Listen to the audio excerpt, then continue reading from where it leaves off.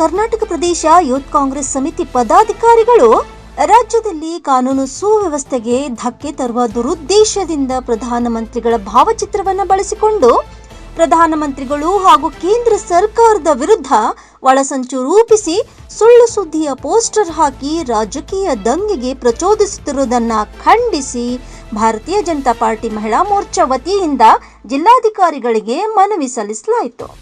ಈ ವೇಳೆ ಬಿಜೆಪಿ ಮಹಿಳಾ ಮೋರ್ಚಾ ಅಧ್ಯಕ್ಷೆ ನಿರ್ಮಲಾ ಕೊಳ್ಳಿ, ಜಿಲ್ಲಾಧ್ಯಕ್ಷ ರಾಜು ಕುರುಡಗಿ ಸೇರಿದಂತೆ ಹಲವಾರು ಉಪಸ್ಥಿತರಿದ್ದರು.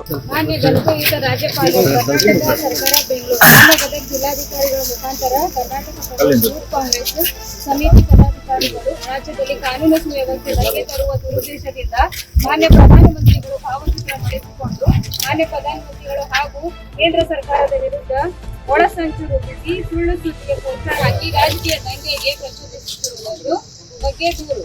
ಮಾನ್ಯರೇ, ಮೇಲ್ಕಂಡ ವಿಷಯಕ್ಕೆ ಸಂಬಂಧಿಸಿದಂತೆ ದಿನಾಂಕ 8/2/2026ರಂದು ದೇಶದ ಪ್ರಧಾನಮಂತ್ರಿಗಳಾದ ಶ್ರೀ ನರೇಂದ್ರ ಮೋದಿಜಿಯವರ ಭಾವಚಿತ್ರವನ್ನು ಬಳಸಿ ದೇಶದ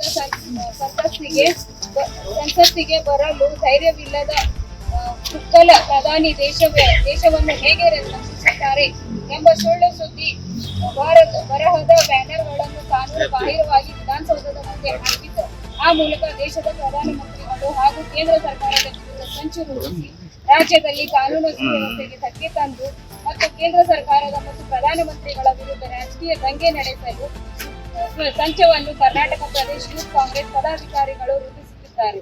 ಕಾರಣ, ಮಾನ್ಯ ಪ್ರಧಾನಮಂತ್ರಿಗಳಿಗೆ ಅವಮಾನ ಮಾಡಿ ಮತ್ತು ಅವರ ಭಾವಚಿತ್ರವನ್ನು ಬಳಸಿಕೊಂಡು ಸುಳ್ಳು ಸುದ್ದಿಯ ಬ್ಯಾನರ್ಗಳನ್ನು ಕಾನೂನು ಬಾಹಿರವಾಗಿ ವಿಧಾನಸೌಧ ಮುಂದೆ ಹಾಕಿ ಆ ಮೂಲಕ ಪ್ರಧಾನಮಂತ್ರಿಗಳು ಸ್ಥಾನವನ್ನು ಅಪಮಾನಿಸಿ ಸುಳ್ಳು ಸುದ್ದಿಯ ಬ್ಯಾನರ್ ಮೂಲಕ ತೇಜೋವಧೆ ಮಾಡಿ ರಾಜ್ಯದಲ್ಲಿ ಅಶಾಂತಿ ಮತ್ತು ರಾಜಕೀಯ ದಂಗೆಗಳನ್ನು ಪ್ರಚೋದಿಸುತ್ತಿರುವ ಕರ್ನಾಟಕ ಪ್ರದೇಶ ಯೂತ್ ಕಾಂಗ್ರೆಸ್ ಪದಾಧಿಕಾರಿಗಳ ವಿರುದ್ಧ ಪ್ರಕರಣ ದಾಖಲಿಸಿ ಕೂಡಲೇ ಬಂಧಿಸಲು ಸೂಚಿಸಬೇಕೆಂದು ವಿನಂತಿ. ವಂದನೆಗಳು. Rise of news, Gadag.